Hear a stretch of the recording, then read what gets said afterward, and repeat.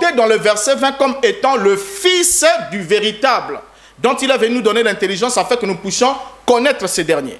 Mais lorsqu'on arrive là où tous, on se dit, ce pronom démonstratif est mis pour qui? Est-ce qu'il est mis pour le sujet cité en dernier lieu, qui est Jésus-Christ, ou bien il est mis pour le véritable dont Jésus-Christ est venu nous donner l'intelligence afin que nous le connaissions? L'heure au 21e siècle, là où les gens aiment tellement faire du spectacle, du théâtre, j'avais trouvé quelqu'un qui m'avait dit, mais tu penses que Dieu, qui est tout-puissant, n'est pas capable de se subdiviser en plusieurs? Donc, en même temps, là, il peut être sur le trône en tant que Père, en même temps, il vient comme l'agneau, en même temps, il peut même être l'un des 24 anciens, il peut être tout à la fois. Est-ce qu'il ne peut pas être cela? J'ai dit, mais ça, c'est une fausse lecture. C'est une lecture erronée. Lorsque nous avons deux entités distinctes, l'un qui tend le livre à l'autre, et l'autre qui reçoit le livre, on regarde bien, on lit les textes qui sont des entités distinctes. Il s'embrouille beaucoup. Donc, pendant 10 minutes, il a soulevé plusieurs sujets à la fois. Maintenant, on ne sait pas, nous allons toucher sur quel point. Il dit, Paul ne peut pas se contredire pour dire que Jésus est Dieu et tout. Docteur Mbouta, regardez, je vais lire seulement les passages de Paul avant de répondre à ces questions-là, parce que nous avons déjà donné, nous avons eu à donner des explications par rapport à la question. Amen. Amen. C'est Paul qui nous le dit, et le docteur le sait fort et bien. Il ne faut pas créer. Il a dit que ce passage était falsifié. Il sait que c'est faux. Il est là. Il doit être honnête. Il sait que c'est faux. Dieu a pris la forme humaine. J'avance encore, monsieur le journaliste. Ce n'est ni Placide, ce n'est ni Anthony Chamba, ce n'est ni Boris Mbouta, où nous allons créer notre interprétation. La parole, elle est claire. L'expression fils nous renvoie d'abord dans la manifestation de Dieu en chair. Dans quel but? Pour sauver. Parce que dans Psaume 49, le verset 8 à 7, on nous dit, aucun homme peut payer la rançon pour son frère. Il peut racheter. C'est pour cela, dès Corinthiens chapitre 5, le verset 17 à 20 nous dit, Dieu était en Christ, réconcilia le monde avec Placide, avec Anthony Chamba, avec Mbouta, réconcilia le monde avec lui-même.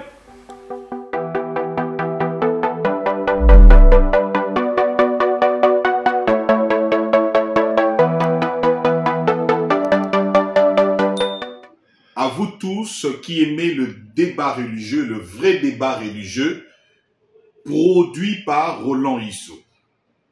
Nos vidéos ont été piratées de gauche à droite, mais voici le vrai débat religieux et le vrai producteur.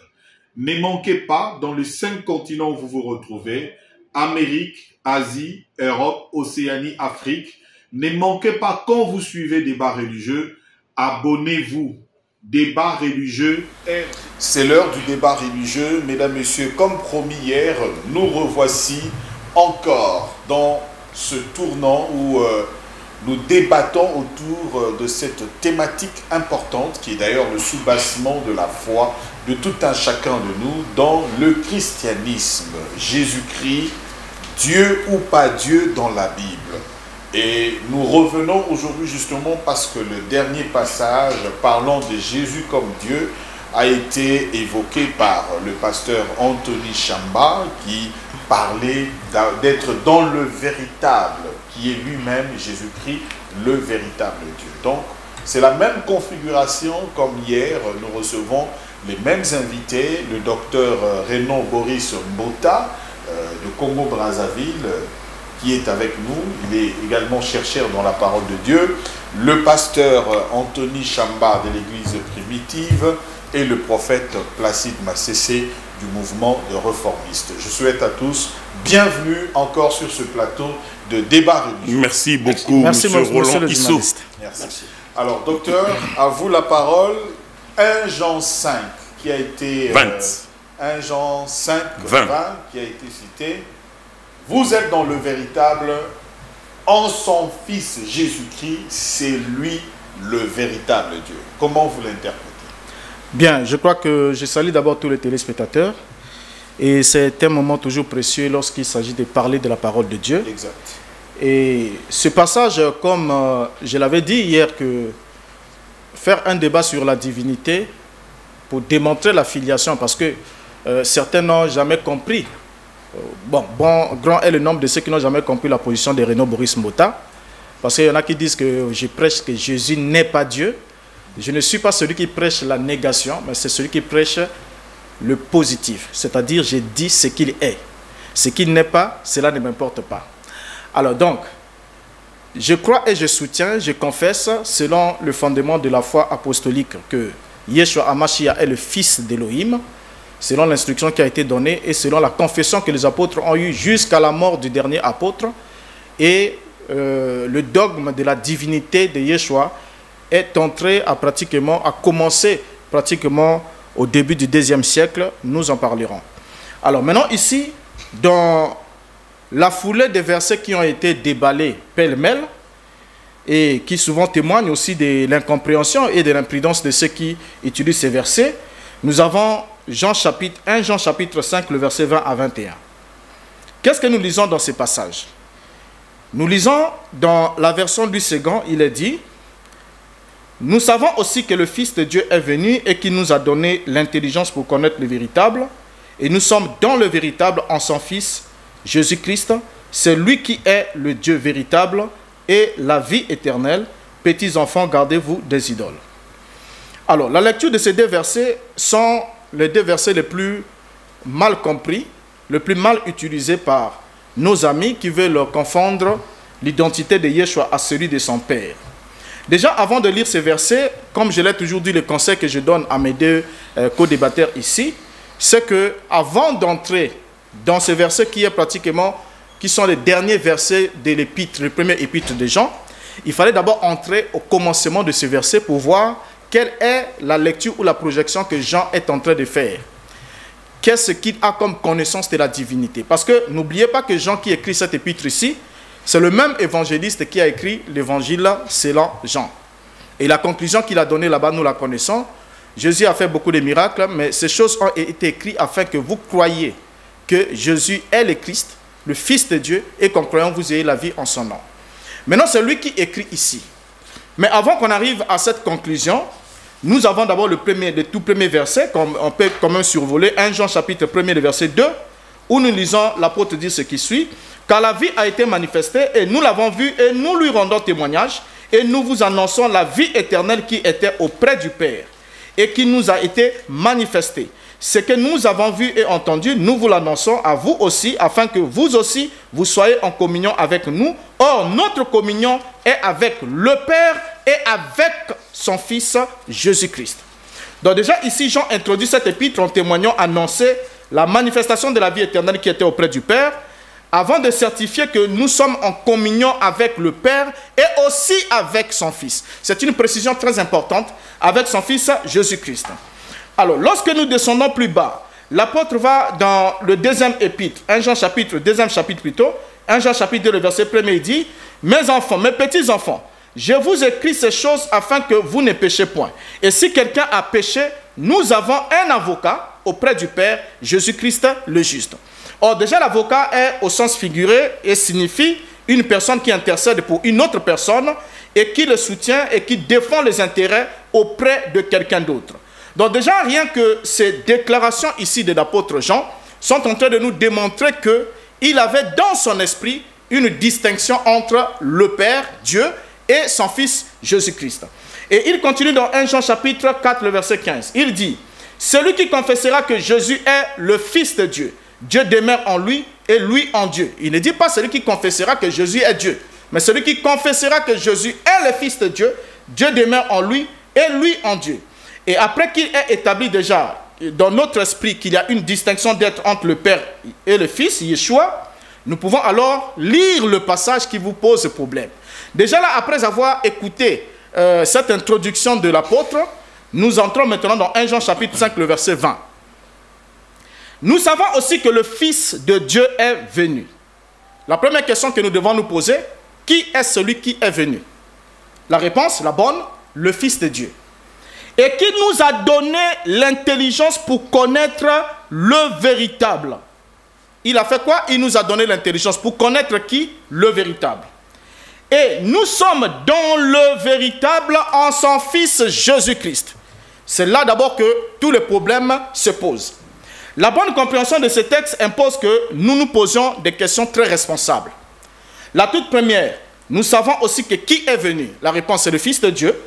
Et deuxièmement, il a fait quoi? Il nous a donné l'intelligence pour que nous connaissions qui? Le véritable. Alors, si nos réponses sont justes, ce n'est pas Dieu qui est venu pour nous donner l'intelligence afin que nous le connaissions lui-même, mais c'est le Fils de Dieu qui est venu et il nous a donné l'intelligence pour connaître le véritable. Alors, déjà là, dans ce texte ici, le Fils ou Yeshua HaMashiach est présenté comme étant le Fils du véritable dont il nous a donné l'intelligence afin que nous puissions arriver à la connaissance de ces derniers. Alors, lorsque on descend, maintenant le verset 21, c'est celui qui vous complique. Qui vous complique. Qu'est-ce qu'il dit? C'est lui qui est le Dieu véritable et la vie éternelle. Or, lorsque nous lisons notre texte ici, dans le chapitre, le verset 20, il est démontré que Yeshua HaMashiach est le Fils du véritable. Et lorsque nous prenons le verset 21, ce verset-là commence avec le pronom démonstratif c'est, ou tos en grec. Et c'est là que cela pose des problèmes, où les spécialistes, certains ne se sont pas accordés, ils ont dit, il y a deux sujets dans le verset 20, il y a le véritable qui est mis pour le Père, l'épithète véritable est cité 2 fois pour le Père, et ensuite, Yeshua est présenté dans le verset 20 comme étant le Fils du véritable, dont il est venu nous donner l'intelligence afin que nous puissions connaître ces derniers. Mais lorsqu'on arrive là, où tos, on se dit, ce pronom démonstratif est mis pour qui? Est-ce qu'il est mis pour le sujet cité en dernier lieu, qui est Jésus-Christ, ou bien il est mis pour le véritable dont Jésus-Christ est venu nous donner l'intelligence afin que nous le connaissions?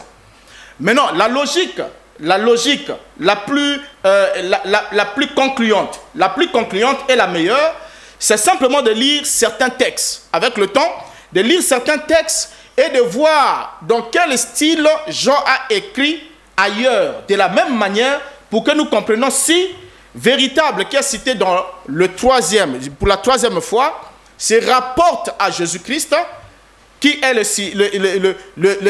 sujet cité en dernier ressort, ou bien se rapporte au véritable dont il est venu donner l'intelligence afin que nous puissions le connaître. Or déjà, lorsque nous rentrons là, on peut prendre un exemple avec 2 Jean chapitre 7. Il a dit, car plusieurs séducteurs sont entrés dans le monde, qui ne confessent point que Jésus-Christ est venu en chair. Celui qui est tel, c'est le séducteur et l'antichrist. Ici nous voyons Outos. Nous voyons plusieurs séducteurs et nous voyons Jésus-Christ qui a cité en dernier record. Et après, on nous a dit que qui ne confesse point que Jésus-Christ est venu en chair. Et on nous dit, c'est lui, c'est Outos, le même mot qui est utilisé là-bas. Qui est tel? C'est le séducteur et l'antichrist. Or, le sujet nommé en dernier lieu ici est Jésus-Christ. Mais pourtant, nous serons tout à fait d'accord que ce n'est pas Jésus-Christ qui est le séducteur. Mais le séducteur, c'est le sujet qui est cité en premier lieu.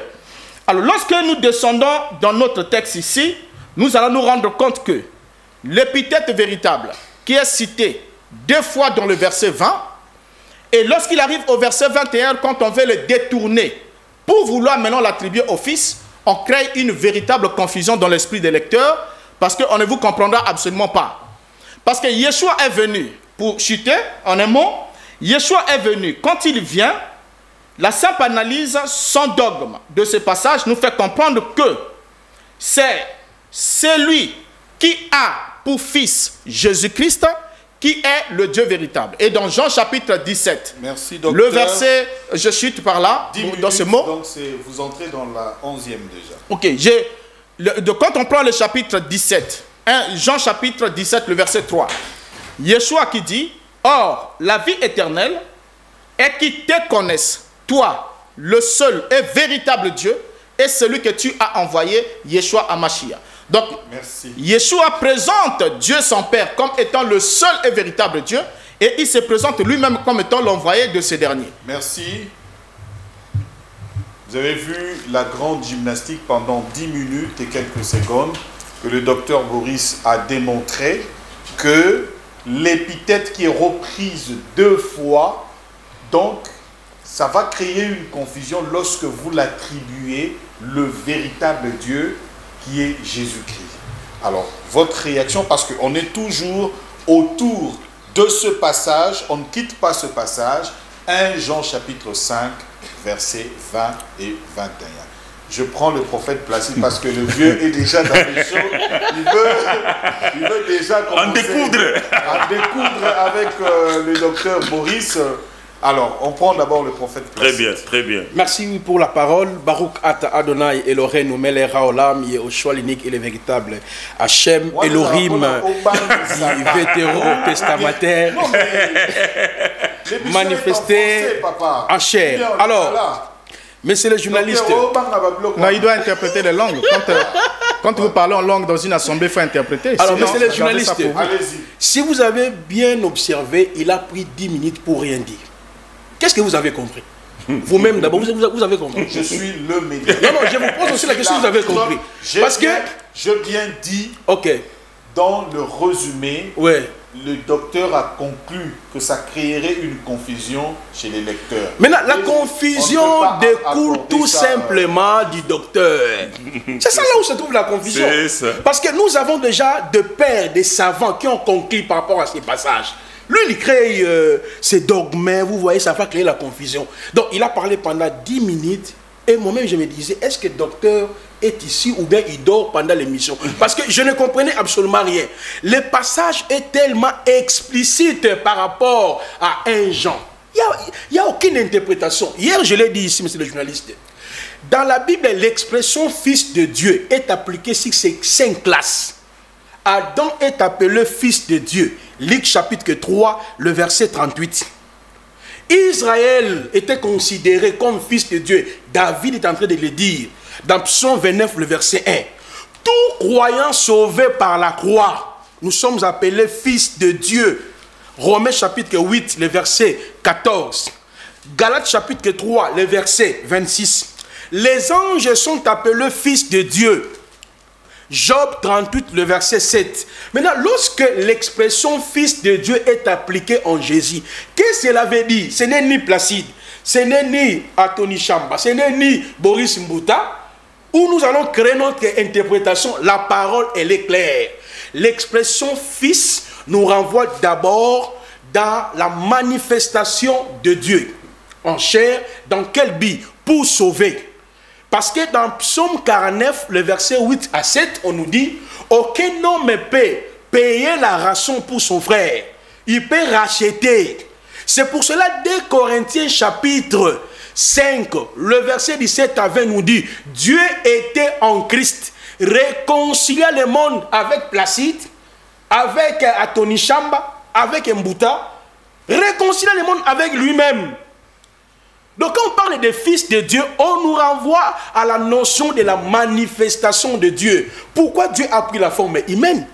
Le texte est clair. Même Hébreu que j'ai donné hier, Hébreu chapitre 1, le verset 1 à 3 est clair.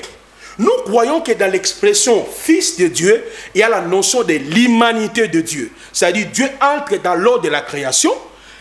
Voyez? Et nous voyons aussi dans l'expression fils de Dieu par rapport à la divinité de Dieu. Je prends par exemple le Colossiens 2, le verset 9 à 10, où la parole nous dit « En lui habitait corporellement toute la plénitude de la divinité. » Donc, docteur est en train de confondre la notion du Père. C'est pour cela, monsieur le journaliste, hier jeudi, lorsqu'il parle du Père, il voit un vieux avec les barbes, avec des cheveux. Jusqu'à présent, je ne comprends pas. Parce qu'il dit que Jésus est différent du Père. Je vais vous donner des passages ici. Jésus est le Père. Le Père est Jésus. J'en ai pris des 200 ici que je vais présenter aujourd'hui. 200. J'ai 200 passages. Là, il n'y aura même pas l'interprétation grecque-hébreu. On va lire plus de 200 passages que je prévis ici. Où le Père est Jésus. Jésus est le Père. Où Jésus est le Saint-Esprit. Le Saint-Esprit est Jésus. Alors, si le docteur n'arrive pas... je ne doute pas que c'est un grand docteur que je connais très bien, mais si le sujet ici, il y a un problème. Quel est le problème? Le docteur veut réfuter tout. Ok, en réfutant par exemple les enseignements que Branham a prêchés sur la divinité, vous allez vous-même vous contredire parce que lui-même est en train de dire, je le suis plusieurs fois, il démontre que Branham il lisait beaucoup. Ce n'est pas parce que Dieu vous a éclairé de quitter ce mouvement du branhamiste où on doit rejeter tout ce que Branham a enseigné. Il y a des choses qu'on peut reprocher, Mais il y a des choses qu'on peut garder parce que c'est l'ainsi dit de l'Éternel. Je prends un exemple, monsieur le journaliste. Je suis dans le livre d'Apocalypse. Vous allez voir que Jésus est le Père. Parce que là, ce soir, je vais seulement démontrer Jésus est Père. Regardez. Je prends Apocalypse chapitre 1.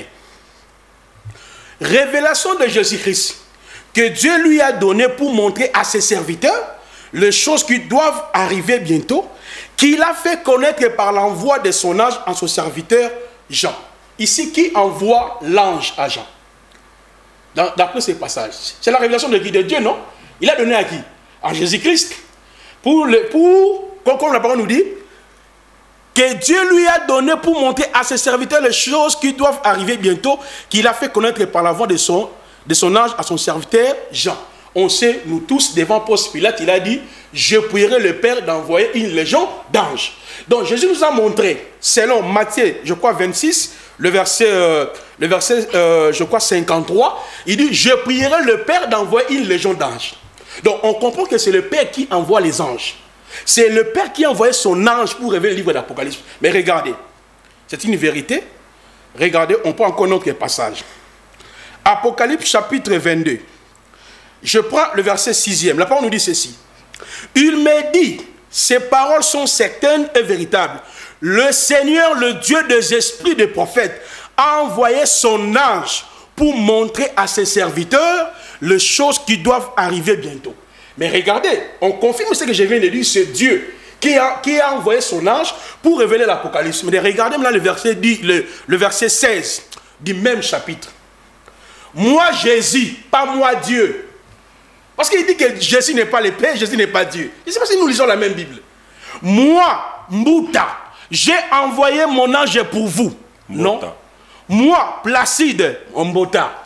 Moi, Mbota, j'ai envoyé mon ange pour vous. Non. Regardez, monsieur le journaliste, je ne sais pas si tu peux lire pour aider les téléspectateurs. Allez-y. Il dit, moi, Jésus, j'ai envoyé mon ange pour vous attester ces choses dans lesquelles je suis le rejeton et la postérité de David, l'étoile brillante du matin. Maintenant, qui a envoyé l'ange? C'est pour déjà, l'Apocalypse démontre clairement que Jésus est Dieu. Alors, on retourne maintenant dans 1 Jean 5, 20, 21. Il n'y a rien interprété là-bas. Je laisse même le temps au pasteur Anthony Chamba, parce que je ne vois, il n'y a aucune interprétation là-bas. Tout est clair. Je l'ai dit, Jésus est Dieu. Si le docteur Mbouta va réfuter que Jésus n'est pas Dieu, moi je m'étonne.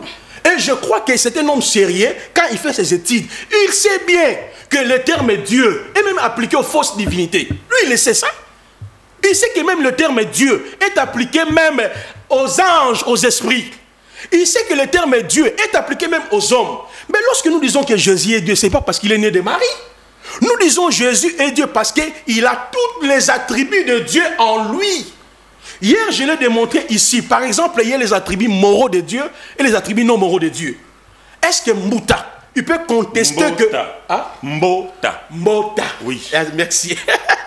Est-ce que Mbota peut contester ici devant vous ce soir que les attributs absolus, parce que lui, il veut que nous puissions accepter que Jésus est fils de Dieu, mais qui a refusé?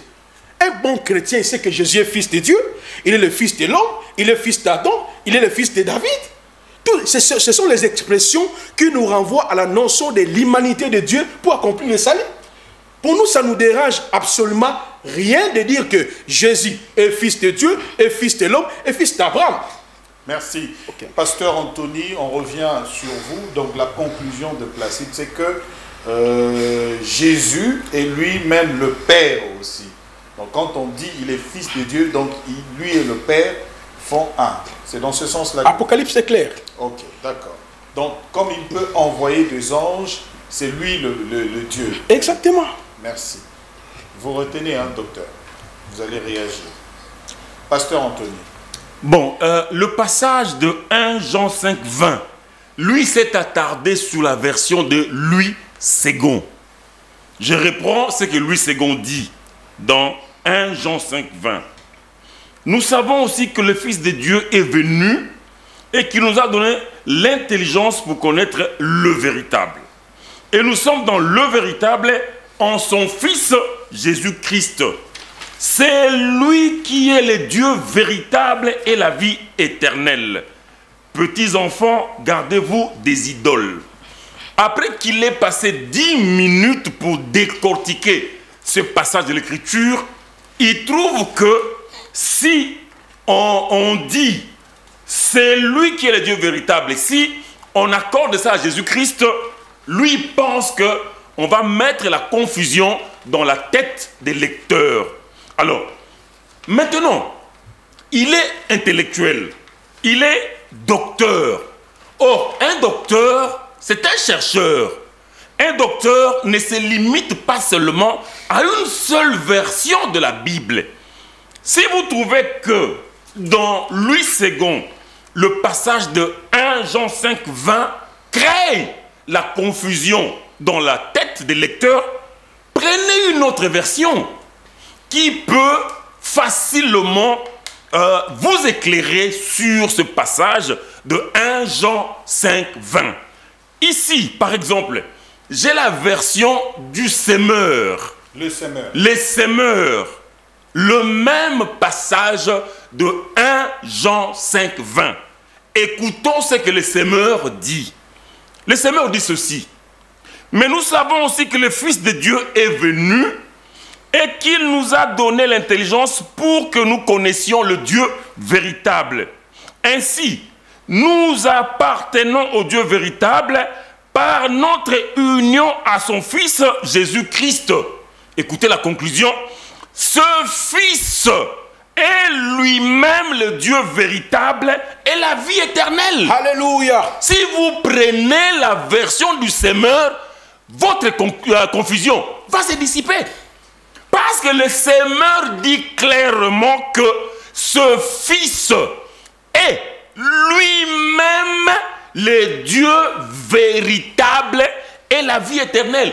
Donc, si vous faites un peu le droit comparé, ou si vous faites la religion comparée, si vous prenez 1 Jean 5, 20 dans la version de Louis II, si vous trouvez qu'il y a des confusions, alors prenez le même passage de 1 Jean 5, 20 dans la traduction du Semeur, toute la confusion va partir parce que le Semeur clarifie ce passage de 1 Jean 5, 20 en disant dans sa conclusion que ce Fils est lui-même le Dieu véritable et la vie éternelle. Mais ce Fils-là, c'est qui?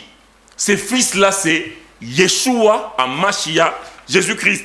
Hier, je m'étais évertué à vous expliquer que lorsqu'on parle de Fils de Dieu, il s'agit tout simplement de l'Esprit qui descend et qui demeure dans un homme. Amen. Or, l'Esprit, c'est Dieu. L'Esprit, c'est Elohim.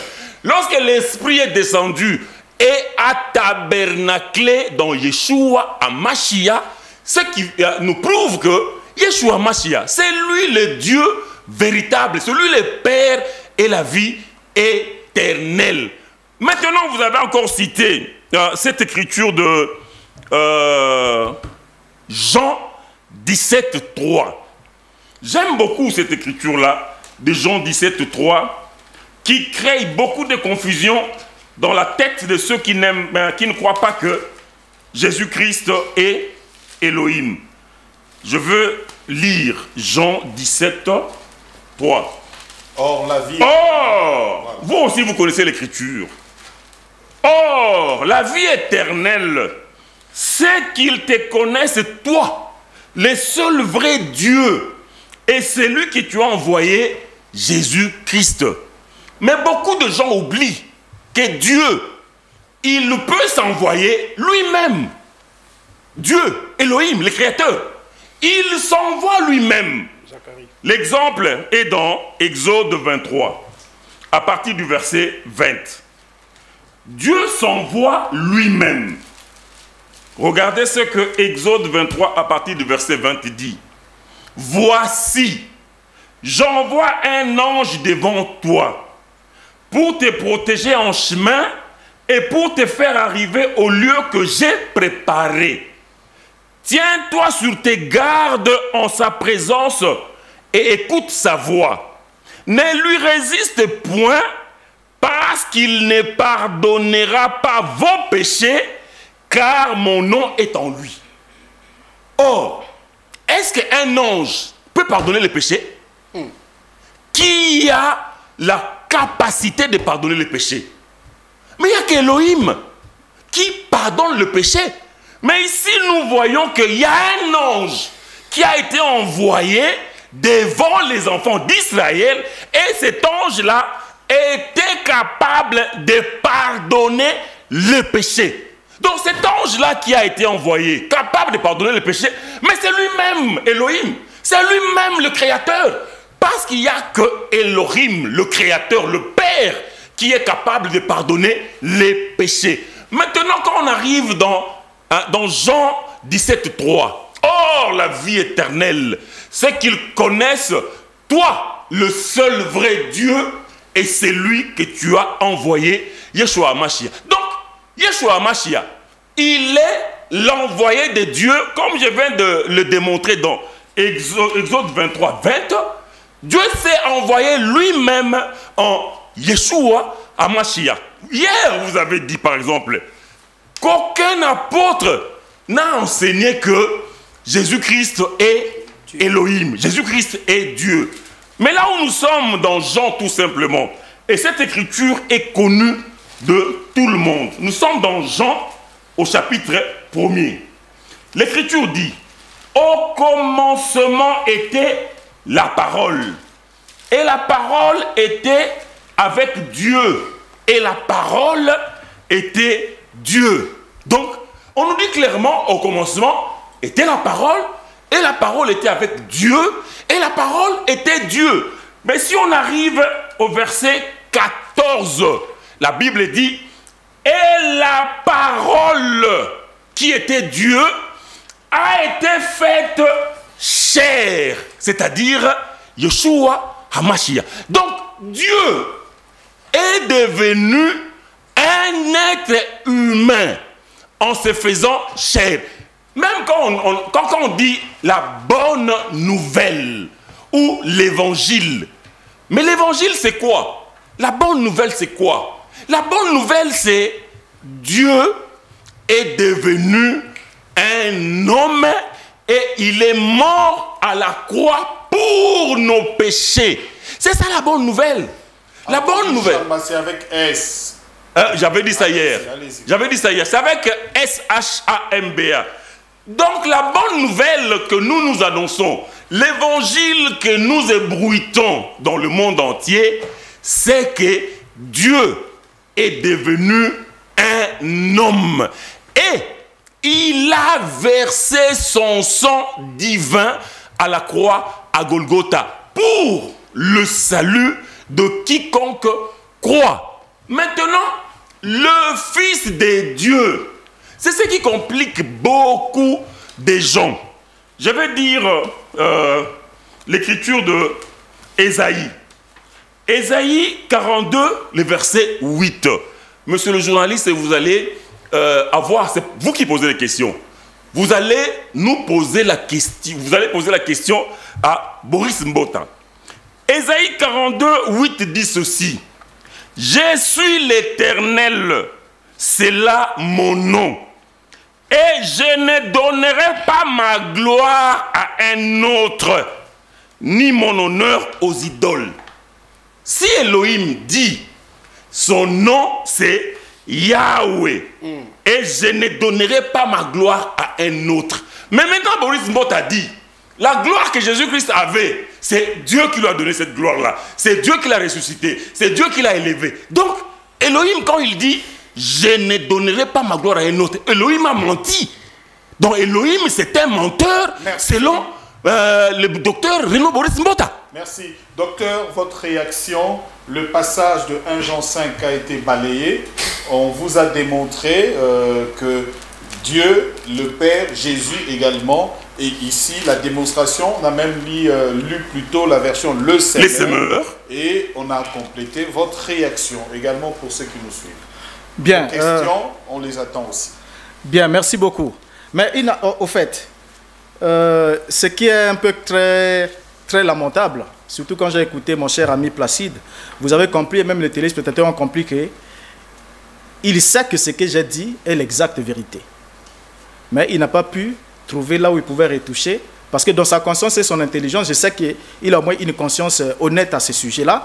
Il est conscient dans son état que l'épithète véritable qui est citée 3 fois ne peut pas être citée 2 fois pour Dieu le Père du Fils, et la 3e fois que cela soit maintenant cité pour Jésus-Christ.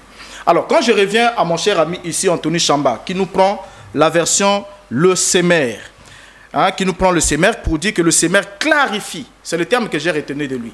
Le Sémère clarifie. Mais seulement ce que mon cher ami ne sait pas, il n'est pas un étudiant de la parole, c'est juste quelqu'un qui a commencé d'abord par être un répétiteur de William Branham. Frère Branham dit, ensuite, c'est Pierre Casse qui leur lit les brochures de Branham, qui leur lit la Bible, et ils viennent ensuite les répéter, bien qu'ils ne le citent pas. Mais seulement ce que mon cher ami ne sait pas, c'est qu'il ne peut pas se taper la poitrine sur une version biblique telle que le Sémère pour dire le Sémère clarifie ce passage, parce que la clarification doit reposer sur un élément précis. L'élément de clarification, c'est lequel? Pour qu'on comprenne que ce passage-là est le passage qui dit la vérité, qui rend exactement ce que dit le texte grec, il faut que le passage-là soit fidèle, interprété fidèlement au texte grec. Mais déjà, lorsqu'on lit dans le verset 21, il est dit « Ce Fils est lui-même le Dieu véritable ». Mon cher ami ici, il est là, il a appris les Grecs, il le sait très bien. Il sait que dans le verset 21, il n'y a pas le mot grec pour fils, ios. Ça n'existe pas dans le verset 21. Le verset 21 est bien là, je le lis en grec latinisé. Outos esti theos alitinos kai zoi aignos. Et là nous avons le verset 21 ici en grec latinisé. Donc nous avons c'est outos esti, donc le Dieu. Donc théos ici, le Dieu ici véritable. Donc celui qui est le Dieu véritable ici, c'est celui qui a envoyé le Fils, et le Fils nous a donné l'intelligence pour que nous puissions le connaître. Donc mon cher ami n'a rien dit à propos de ce passage-là de 1 Jean chapitre 5, le verset 20. Et on note aussi ensemble la confusion qui anime mes amis. Lorsqu'ils disent que pour eux, Fils de Dieu signifie que c'est Dieu qui s'est manifesté dans la forme d'un être humain. Mais seulement, la chose qu'ils ne sont pas capables de dire aux gens, aux téléspectateurs, c'est qu'eux, ils ont une nouvelle révélation que les apôtres n'ont pas reçue. Parce que pour les apôtres, Dieu a envoyé son Fils né d'une femme. Ils sont précis sur ce point-là. Et pour les apôtres, ils déclarent le Fils de Dieu est mort. Ils n'ont jamais déclaré quelque part que Dieu est mort pour nous sur la croix. Parce que Dieu, c'est un être immortel.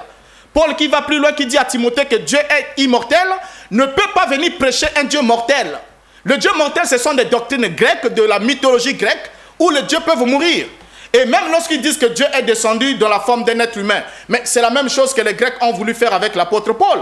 Lorsque Paul a opéré un miracle, ils l'ont élevé, ils ont dit les dieux sont descendus parmi nous dans la forme des êtres humains. C'était d'abord dans la culture des Grecs de voir que lorsqu'un acte de surnaturel est opéré par un agent utilisé par Dieu, que cet être-là doit être la représentation de Dieu ou l'incarnation de Dieu sur la terre. Donc la notion là, c'est une notion païenne qui n'avait rien à voir avec la foi messianique et au milieu des apôtres. Alors, lorsqu'ils nous disent que Jésus est Fils de Dieu, c'est-à-dire qu'il est Fils, c'est Dieu lui-même, selon la doctrine modaliste qu'ils ont tous pris, que Branham aussi a copié par-ci, par-là, comme mon cher ami Placide a su le dire. Seulement, lorsqu'on dit que Jésus, c'est le Fils, c'est Dieu manifesté dans la chair.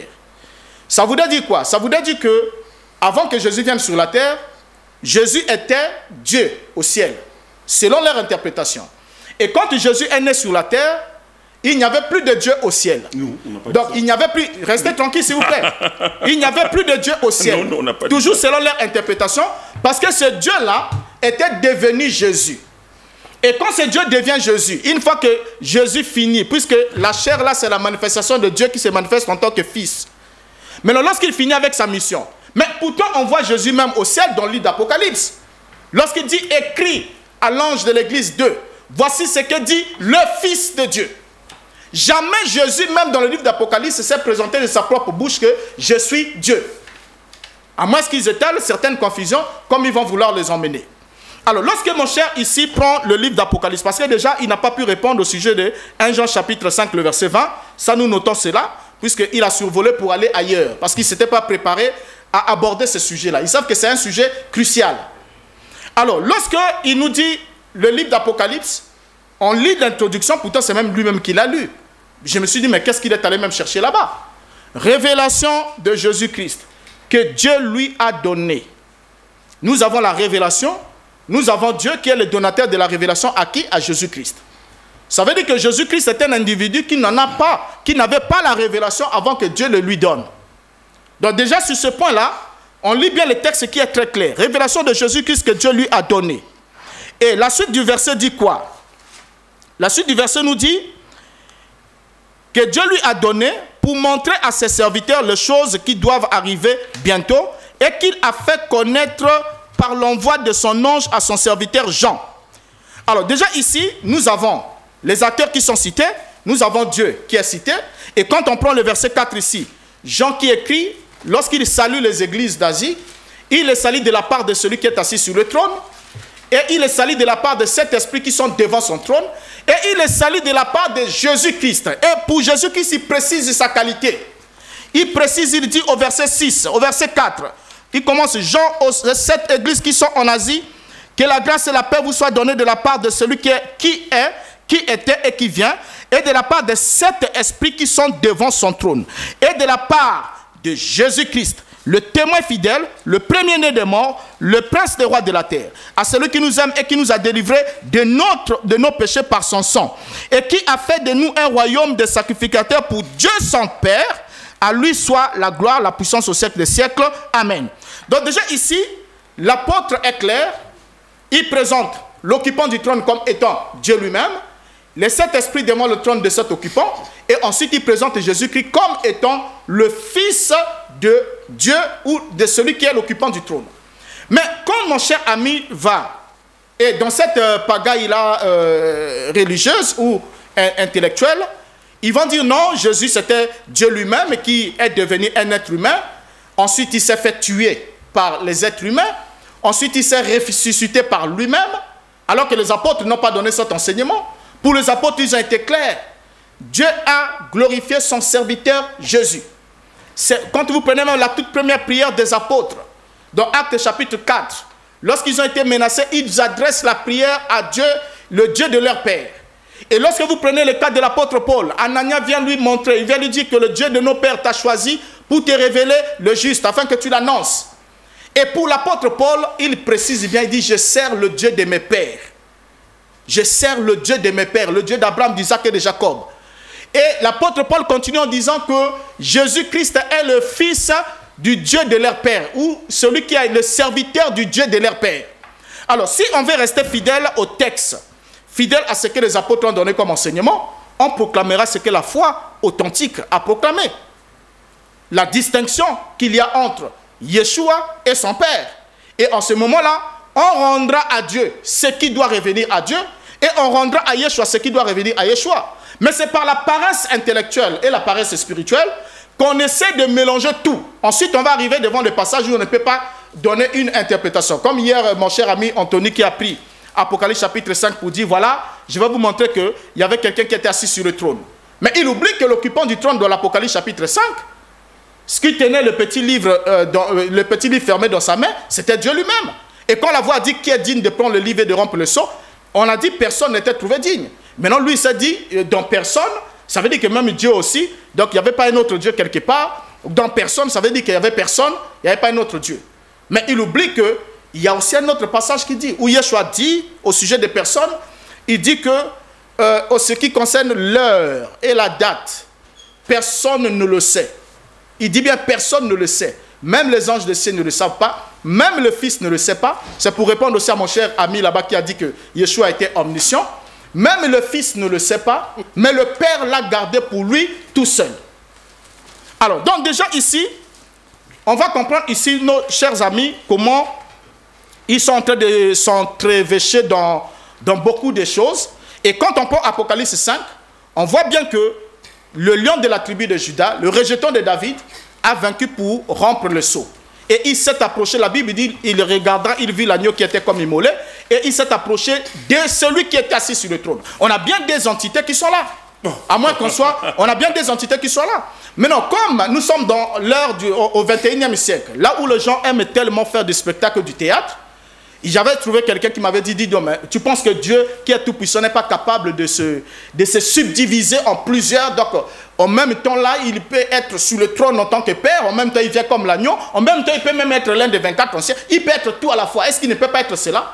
J'ai dit, mais ça, c'est une fausse lecture. C'est une lecture erronée. Lorsque nous avons deux entités distinctes, l'un qui tend le livre à l'autre et l'autre qui reçoit le livre, on regarde bien, on lit les textes qui sont des entités distinctes. Il y a un occupant du trône, un qui s'approche pour prendre le livre. Mais seulement ici, pour nos amis, non, Jésus-Christ n'est pas le Fils de Dieu, parce que pour eux, Fils de Dieu, ça n'existe pas. Le Père, ça n'existe pas. Mais ce ne sont que des titres ou des qualifications d'un Dieu qui a joué des rôles. Parce que ça, c'est la doctrine modaliste qu'on leur a enseignée. On leur a enseigné ça, ça vient de Sabelus, ils le savent très bien, que Dieu, c'est comme un acteur qui joue des rôles. Il ne fait que changer des masques. Donc il porte le masque Père quand il est dans le ciel en tant que législateur au-dessus du peuple d'Israël. Et lorsqu'il s'incarne sur la terre dans la forme d'un être humain, il devient fils. On ne sait pas de qui. Et ensuite, lorsqu'il s'en va, il revient maintenant comme Saint-Esprit. Donc cela voudrait dire qu'actuellement, Dieu, le Père, ça n'existe pas pour eux. Le Fils n'existe pas pour eux. Et nous sommes maintenant dans la dispensation du Saint-Esprit, puisque Jésus est redevenu le Saint-Esprit. Et alors, selon eux toujours, on va quand même lire dans le texte ici, quand l'apôtre Paul dit, il y a un seul Dieu et un seul médiateur. Pas il y avait, il y a. Ça veut dire qu'au temps présent, pendant que moi j'écris ici, en ce moment même, il y a un seul Dieu et un seul médiateur entre Dieu et les hommes, Jésus-Christ, homme. Alors, dans cette qualité-là, pour eux, ils disent non, Paul ici est en faute. Il ne peut pas dire qu'il y a un seul Dieu et un seul médiateur. Alors, je voudrais entre Dieu et les hommes.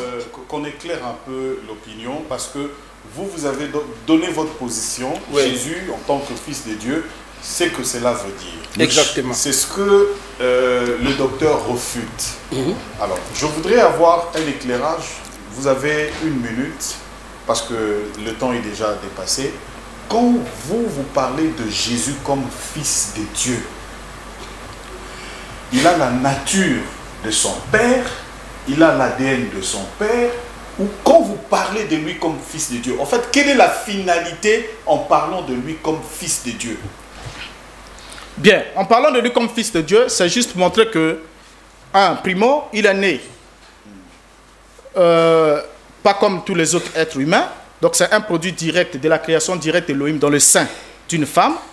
Parce que dans Hébreu, il a dit, le Christ entrant dans le monde dit, tu n'as voulu ni sacrifice ni holocauste, mais tu m'as formé un corps. Je viens, ô Dieu, pour faire ta volonté. Et pendant que Yeshua était là, Dieu, le Père, était sans Dieu. Et quand il est mort, il est ressuscité par Dieu, il est monté au ciel par Dieu, il a été glorifié par Dieu. Et même après, quand Paul écrit, il dit, béni soit Dieu le Père et le Dieu de notre Seigneur Jésus-Christ. Où se trouve-t-il maintenant? Alors maintenant là, Jésus-Christ se trouve dans la gloire. Dans sa position à la droite de Dieu. Vous voyez, dans cette position de puissance. Maintenant, sa position seulement, il a une position autoritaire au-dessus de tout. Comme Étienne l'a vu. Comme Étienne l'a vu, parce que quand Étienne... Voilà, c'est comme mon cher ami l'a dit hier. Okay. Étienne l'a vu à la droite du Père. Et Étienne, en disant même, quand il a pris l'exemple que non, on doit rendre l'esprit. Pour vouloir donner l'exemple que voilà, quand Étienne rend l'esprit, donne son esprit à Yeshua, ça veut dire qu'il témoigne de sa divinité, c'est faux. Merci. Alors... Le docteur Boris n'est pas d'accord avec vous, oui, du fait que, dans le résumé, dans vos argumentaires, pour vous, Dieu le Père a joué un rôle et il est devenu Dieu le Fils en se manifestant dans la chair, l'humanité. Et aujourd'hui, il joue le rôle de Dieu le Saint-Esprit. Pour lui, ce n'est pas la même chose, parce qu'il y a deux entités différentes. Lorsqu'il parle du trône dans l'Apocalypse, lorsqu'il voit le Fils assis à la droite du Père, mais également lorsqu'il cite ici « Tu m'as formé un corps, je viens pour exécuter ta volonté ». Je pense qu'on a tous compris de ceux qui nous suivent. Alors il faudrait qu'on donne une réponse claire, parce qu'on voulait savoir, quand on dit Jésus-Christ, Fils de Dieu, est-ce que cela fait de lui un Dieu, une divinité, selon les Écritures? Le docteur Boris a dit non. Et vous avez dit oui. Alors, parce qu'il y a un seul Dieu. Maintenant là, Maintenant, là, la question est posée. Qu'est-ce que les gens peuvent retenir de ça, de cette démonstration? Est-ce que la Bible s'est contredit? Non. Prophète Placide, pasteur Anthony, à entendre déjà tout ça. Allez-y. Merci beaucoup, monsieur le journaliste. Je vois mon cher Mbouta touche. Mbouta. Appelle même Boris ou Boris. Bon, j'aime trop l'appeler Mbouta, mais malheureusement, je prononce ça mal. Désolé. Alors, il s'embrouille beaucoup. Donc, pendant 10 minutes, il a soulevé plusieurs sujets à la fois. Maintenant, on ne sait pas, nous allons toucher sur quel point. Il dit, Paul ne peut pas se contredire pour dire que Jésus est Dieu et tout. Docteur Mbouta, regardez, je vais lire seulement les passages de Paul avant de répondre à ces questions-là, parce que nous avons déjà donné, nous avons eu à donner des explications par rapport à la question. 2 Pierre chapitre 1, et pardon, dans le livre de 2 Pierre chapitre 1, le verset 1. Simon, Pierre, serviteur et apôtre de Jésus, Christ, à ceux qui ont réussi en partage une foi du même prix que la nôtre, par la justice de notre Dieu et du Sauveur Jésus-Christ. Vous voyez, ici, l'apôtre Pierre confirme que Jésus-Christ là, est Dieu. C'est pas vrai. Je prends encore un autre passage. Tite chapitre 2. Chapitre 2. Tite chapitre 2. Parce que j'ai l'impression que nous serons dans l'obligation de lire les textes. Tite chapitre 2, le verset 13 nous dit ceci. En attendant la bienheureuse espérance et la manifestation de la gloire du grand Dieu et de notre Sauveur Jésus-Christ. Amen. Dis encore, oh là là, c'est pas vrai. Vous voyez ça? Docteur, quand même, vous êtes un grand docteur, vous parlez tellement bien de la parole du Seigneur, mais je ne sais pas qu'est-ce qui ne va pas avec vous, docteur. J'avance encore. Un autre passage, Actes chapitre 20, le verset 28. La parole nous dit, ça c'est dans le discours d'adieu de l'apôtre Saul Paulus. Il a travaillé pendant 3 ans à l'Éphèse. Il dit aux anciens, de veiller à l'église qui a été rachetée par le sang de Dieu. Oh, il a dit ici, Dieu est esprit. Comment l'église c'est nous? Comment nous, moi Placide, quand on parle d'église c'est nous les hommes, non? Comment nous avons été rachetés par le sang de Dieu? Parce que dans Luc chapitre 24, le verset 38 à 39, Yeshua dit l'esprit n'a ni chair, n'a ni os, n'a ni sang. En vertu de quoi Paul? Parce que nous on ne peut pas contredire Paul, nous sommes des disciples de Paul. Paul nous dit que Mbouta, tu as été racheté par le sang de Dieu. Un esprit c'est un être rationnel, invisible et corporel. Comment, en vertu de quoi Dieu va te racheter? C'est pour cela j'aime bien la Bible. Ésaïe chapitre 40. Regardez comment Dieu expliquait la voie du rachat. Nous sommes dans Yeshayahoum, Ésaïe chapitre 40. La parole nous dit ceci. Je commence à partir de verset 6. Une voix crie et il répond. Qui criai-je? Toute chair est comme l'herbe, tout son éclat est comme la fleur des champs. L'herbe sèche et la fleur tombe, car le vent de l'Éternel souffle certainement. Et je prends cette partie où il dit, toute chair le verra. Ça c'est Dieu qui parle ici. Ésaïe chapitre 40, on peut commencer à partir du verset 3. Donc, le Seigneur a promis ici, avant qu'il puisse arriver pour nous sauver, et qu'est-ce qui va se passer? D'abord, il va envoyer un messager. Et le Seigneur, il dit clairement, toute chair verra sa gloire. Dieu dit nous. Genèse chapitre 1er, on nous dit, Bereshit bara Elohim. Elohim est esprit. Maintenant, comment la chair, moi, Placide, je le verrai? Il nous dit, il faut qu'il y ait un messager qui doit préparer son chemin. Quand vous verrez un homme est en train de préparer le chemin, est en train de dire, je ne suis pas la voix, qui parlait dans Jean chapitre 1er, le verset 14. Jean-Baptiste. Et Jean-Baptiste a dit que Jésus a existé avant lui. Mais naturellement, comme ça, Jean était le grand frère de Jésus. Mais il dit que cet homme que j'ai rendu témoignage là m'a précédé. Jean chapitre 1, le verset 30. Maintenant, dans Ésaïe 52, le verset 6, la parole nous dit ceci. C'est pourquoi mon peuple connaîtra mon nom, C'est pourquoi ils sauront en ce jour que c'est moi qui parle. Mais voici. On le verra comment. 1 Timothée 3,16, que Dr Mbouta avait dit, le verset a été altéré. La parole nous dit, le mystère de la piété est grand. Dieu a été manifesté en chair. Amen. Dieu a pris la forme humaine. Parce que comment le Seigneur, dans le verset 5 d'Ésaïe 40, il dira, alors la gloire de l'Éternel sera révélée, et au même instant, toute chair la verra. C'est en vertu de quoi? On vous a donné Ésaïe 35 hier ici. Le vieux a donné Ésaïe 35 où on nous dit, dis à ceux qui ont le cœur tout bleu, prenez courage. Voici votre Dieu. Il viendra lui-même. Attends d'abord, tu viendras comment? On vous répond, Dieu a pris la forme humaine. Amen. C'est Paul qui nous le dit. Et le docteur le sait fort et bien.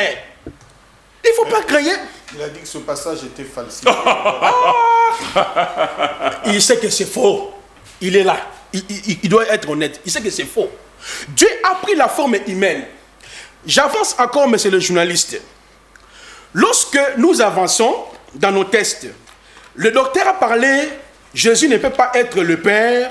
Il a évoqué bien des choses.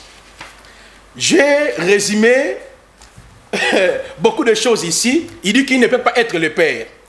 Je prends par exemple Apocalypse chapitre 21, le verset 6 jusqu'au verset 7. Yahushua a promis d'être le Père de tous les vainqueurs. Il est le Père. Quand on dit le Père, qu'est-ce que lui il voit? Je l'ai donné le passage de Malachie 2, 10. Le Père veut dire les créateurs. C'est pour cela, dans le livre de Jean chapitre 1er, le texte est tellement explicite. On nous dit ceci. Au commencement était la parole, et la parole était avec Dieu, et la parole était Dieu. Elle était au commencement avec Dieu. Toutes choses ont été faites par elle. Rien de ce qui a été fait n'a été fait sans elle. En elle était la vie, et la vie était la lumière des hommes. La lumière est lui dans les ténèbres, et les ténèbres ne l'ont point réussi. Il y a un homme envoyé de Dieu, son nom est Jean. Selon Ésaïe chapitre 4, 3 à 6. Cet homme ici, c'est Jean. Jean devait rendre le témoignage de qui? De moi Placide, de Dieu. Regardez très bien. Il y a un homme envoyé de Dieu, son nom était Jean.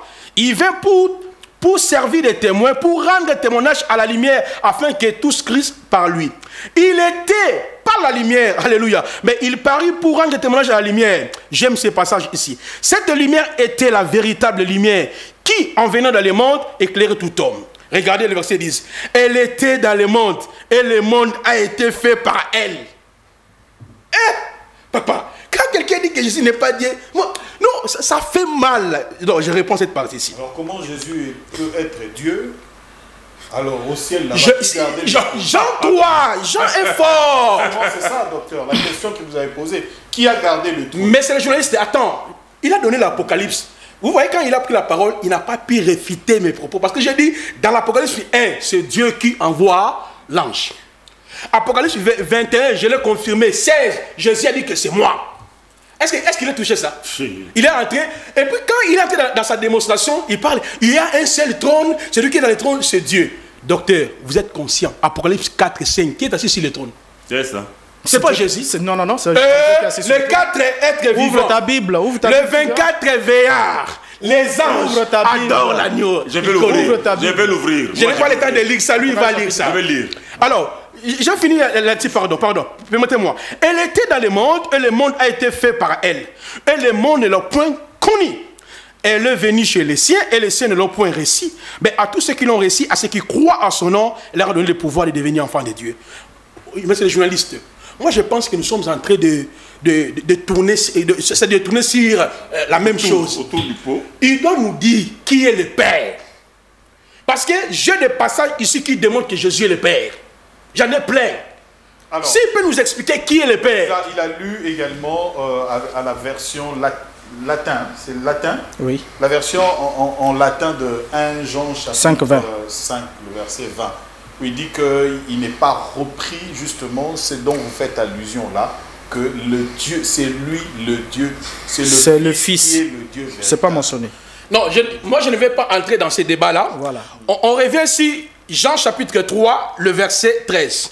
Personne n'est monté au ciel, si ce n'est celui qui est descendu du ciel, le Fils de l'homme qui est dans le ciel. Voilà. Ça clôt tout. c'est fini. Vous avez la réponse maintenant. Voilà. Merci.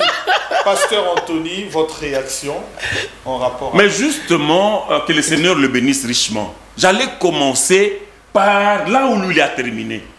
Mais j'ai fait observer une chose. Tous les passages que nous nous donnons, le docteur Mbota ne le touche pas. Il ne touche pas. Lui, au lieu de nous rencontrer dans le passage que nous nous donnons, non, lui va s'aventurer ailleurs. Par exemple, j'avais dit que l'apôtre Jean a dit, Jean 1:1, au commencement était la parole, et la parole était avec Dieu, et la parole était Dieu. Et dans Jean 1:14, l'apôtre Jean a dit, et la parole a été faite chair. Le docteur Boris Mbota n'a pas touché, il ne nous a pas expliqué la parole qui a été faite chair, là c'est qui? Parce que la parole c'est Dieu, c'est Elohim, c'est le créateur. Alléluia. Mais quand on dit maintenant, la parole a été faite chair, c'est qui? Le docteur n'a pas touché, superbement il a ignoré. J'ai aussi dit, il a donné, lui-même avait donné Jean 17:3. Or la vie éternelle c'est qu'ils te connaissent, toi, le seul vrai Dieu, et celui que tu as envoyé, Jésus-Christ. Je lui ai opposé à ça Exode 23, 20 à 21. Là où Dieu dit aux enfants d'Israël, j'envoie devant vous mon ange.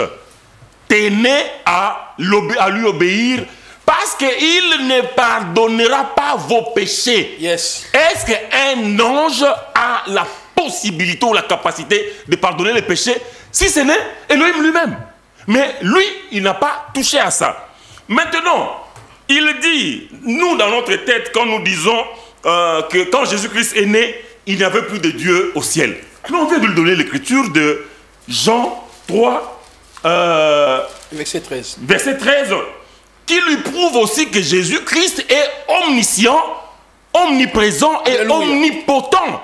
C'est verset de Jean 13, 3, qui dit, personne n'est monté au ciel, si ce n'est celui qui est descendu du ciel, le Fils de l'homme qui est dans le ciel. Alléluia. C'est-à-dire que Yeshua HaMashiach, quand il était sur la terre, au même moment, il était au ciel. Amen. Donc c'est lui qui contrôlait tout. Il était tout. Il était partout au même moment. Parce que cette écriture, tu ne peux pas la réfuter. Tu vas dire quoi par rapport à cette écriture? Il va chercher les Grecs. Il va chercher les Grecs. Mais monsieur le journaliste, Oui. il faut insister. Quand il va prendre la parole, qu'il nous explique cette écriture de Jean 3,13. Personne n'est monté au ciel, si ce n'est celui qui est descendu du ciel, le Fils de l'homme qui est dans le ciel. Qu'il nous explique, le Fils de l'homme qui était dans le ciel là, il était au ciel en tant que qui? Au ciel, il n'y a que le Père. Donc le Fils de l'homme qui était sur la terre en tant que Jésus-Christ, au même moment il était au ciel en tant que Père. Parce que l'Écriture dit, rien n'est impossible à Dieu. Il peut être partout au même moment. Et Jésus-Christ, il est Dieu. Maintenant, vous dites que Jésus-Christ ne connaissait pas tout. Mais Pierre, dans Jean 21, Pierre va vous contredire. Dans Jean 21, le Seigneur parle à Pierre. Jean 21, 15. Après qu'ils eurent mangé, Jésus dit à Simon-Pierre, Simon, fils de Jonas, m'aimes-tu plus que ne m'aime ceci? Il lui répondit, oui Seigneur, tu sais que je t'aime. Jésus lui dit, paie mes agneaux. Il lui dit une seconde fois, Simon, fils de Jonas, m'aimes-tu? Pierre lui répondit, oui Seigneur, tu sais que je t'aime. Jésus lui dit, paie mes brebis. Verset 17. Il lui dit pour la troisième fois, Simon, fils de Jonas, m'aimes-tu?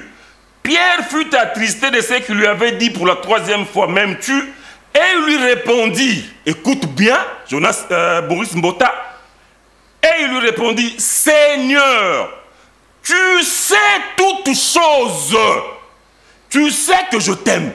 Quand Pierre dit à Jésus-Christ, Seigneur, tu sais toutes choses, mais qui connaît, qui sait toutes choses? Si ce n'est Elohim. Ici, Pierre ne confirme-t-il pas que Jésus-Christ est Elohim? Qui sait toutes choses? Toi, Boris Mbota, tu vas supprimer cette écriture de la Bible. En vertu de quoi? En vertu de quoi tu vas dire que Jésus-Christ ne sait pas toutes choses? Alors que Pierre, qui était avec lui, qui a mangé avec lui, qui a marché avec lui, qui a dormi avec lui, Pierre confirme dans la Bible en disant, Seigneur, tu sais toutes choses. Alléluia. Mais il n'y a qu'Elohim qui sait toutes choses, monsieur Boris Mbota. Si tu ne le savais pas. Donc, c'est dans sa dimension des fils que lui-même, dans l'humilité, il a dit, quant au jour et à l'heure, personne ne le connaît. Ni les anges des cieux, ni les fils. C'est l'humilité. Mais Pierre vient confirmer ici qu'il sait toutes choses. Toi, tu ne vas pas me dire que Jésus-Christ ne sait pas toutes choses. Donc, tu te poses à Pierre. Et tu sais qu'il y a le royaume des cieux. Si toi, tu te poses à Pierre, Pierre ne va pas te faire entrer au royaume des cieux parce que c'est lui qui a les clés. Les clés du royaume des cieux ont été remises à Pierre, pas à toi. Et Pierre confirme ici que Jésus-Christ sait toutes choses. Ce n'est pas toi, Boris Mbota, qui va venir nous dire ici que Jésus-Christ n'est pas omniscient, il n'est pas omnipotent, il n'est pas omniprésent. Je te parle du trône. Tu as dit qu'on cite. Et là, d'abord, tu as dit, jamais Jésus-Christ n'avait déclaré dans sa bouche qu'il était Dieu. Oui, monsieur, moi je te le confirme. Il a déclaré qu'il était Dieu. Amen. L'écriture est là. Jean 8. Jean 8, 56. Jésus-Christ dit aux Juifs, Abraham, votre père, a tressailli de joie de ce qu'il verrait mon jour. Il a vu et il s'est réjoui. Mais Abraham a vu le jour de Jésus-Christ quand? Il faut retourner maintenant dans la loi. Genèse 18. Hein? Quand est-ce qu'Abraham a vu le jour de Jésus-Christ? Et Genèse 17, là où il y avait 3 hommes qui sont partis voir Abraham. Il y avait 2 anges et la 3e personne, c'était Elohim. Alléluia. L'écriture dit, on l'appelait éternel. Non, j'ai pas encore fini. J'ai fini. C'est fini. Bon, le respect du temps. On va Bon, prendre je la m'arrête. réaction du côté du docteur. Je m'arrête. Parce que il y a eu 2 passages sur lesquels vous êtes également attardé, mais il y a 2 passages qu'ils ont dit que vous n'avez pas, vous avez fait fi de ça. Si vous pouvez également revenir sur ça. Il faut le lui et rappeler. l'autre argumentaire donné par le prophète Placide, quand ils vous ont répondu dans Jean 3, verset 13. 13. Bon, mais déjà, dans Jean chapitre 3, le verset 13, c'est que mes chers amis, parce qu'ils vont toujours crier au scandale, c'est que mes chers amis ne savent pas, c'est comme il a su le dire, il a dit, on lit une version, Louis II par exemple. Mais seulement ce qu'il ne sait pas, c'est que la fraction qui est dans le ciel, qui termine ce verset-là tel qu'il vient de le lire dans la version qui lui a été proposée, c'était un ajout tardif. Je vais le lui signifier. Regardez, il a lu Louis II. Hein? On va lui lire Louis II bien après. Ici, je lis la version Louis II. Vous pouvez même vous approcher pour voir pourquoi est-ce que cela est encadré. Je suis ici dans Bible Second 21. Il a dit ceci. Personne n'est monté au ciel, sinon celui qui est descendu du ciel, le Fils de l'homme, et ensuite on met entre crochets qui est dans le ciel. Et on va expliquer plus tard pourquoi on a mis cette section entre crochets. Maintenant, dans la version qui va maintenant suivre, il est maintenant dit toujours Louis II, nouvelle Bible Second cette fois-ci, il dit, personne n'est monté au ciel, sinon celui qui est descendu du ciel, le Fils de l'homme. Donc la partie qui est dans le ciel, qui a été mis entre crochets, parce qu'ils ont la version Second 1910, la partie qui a été mise entre crochets vient maintenant d'être dégagée. Pourquoi? Parce qu'ils n'ont pas pu soutenir cela en regard de tous les autres textes, de tous les autres manuscrits. Cela a été introduit lors du cafouillage des trinitaires qui ont voulu juste attribuer à Yeshua d'être Dieu le Fils. Parce que le problème avec eux, c'est lequel? Quelle année précisément? Et là, nous sommes avec King James, nous sommes pratiquement au XVIIe siècle. Alors, donc déjà, lorsque nous regardons ici, vous allez voir que les autres textes qui sont maintenant traduits après cette correction ne reprennent plus cette bêtise-là. Ne reprennent plus cela. Pour dire que pendant que Yeshua était sur la terre, il était en même temps au ciel. Le texte grec ne retrace pas cela. J'ai lu les 2 versions ici. J'ai au moins près de 40 versions bibliques ici qui sont là présentes. Si on a le temps, on peut les acheminer et les lire. Et ils se rendront compte que cela a été corrigé. Alors, dans l'autre version qu'il a dit, Actes, parce qu'il y a des choses qui sont trop graves qui ont été racontées ici. Actes chapitre 20, le verset 28. Vous? Actes chapitre 20, le verset 28. Qu'est-ce qu'il a dit à propos du sang? Pour dire que non, Dieu a le sang. Nous avons été rachetés par le sang de Dieu. La version qu'ils ont lue, c'est une. Mais quand on prend Actes, dans ce verset-là, je vais juste prendre au moins 2 autres versions. Et il va se rendre compte. Dans Nouvelle Bible français courant, il a dit, prenez garde à vous-même et veillez sur tous les troupeaux de l'Esprit Saint, que l'Esprit Saint a remis à votre garde. Soyez des bons bergers pour l'Église que Dieu s'est acquise par la mort de son propre Fils. Là, c'est une version. Je prends une deuxième version. Traduction Monde Nouveau. Il a dit, faites attention à vous-même et à tous les troupeaux parmi lesquels l'Esprit Saint vous a établi responsable pour prendre soin de l'assemblée de Dieu qu'il a acheté avec le sang de son propre Fils. Donc déjà ici, lorsqu'on leur dit qu'il a racheté par son propre sang, ils veulent venir nous dire que voilà, nous avons été rachetés par le sang de Dieu. Mais quand vous lisez les apôtres, même ailleurs, ils ont dit nous avons été rachetés par le sang précieux de Yeshua HaMashiach. Nous avons été rachetés par le sang du Fils de Dieu. Donc la qualité de celui qui nous rachète, c'est la qualité de celui à qui nous nous identifions. Parce qu'il nous représente. En tant que médiateur, il nous représente.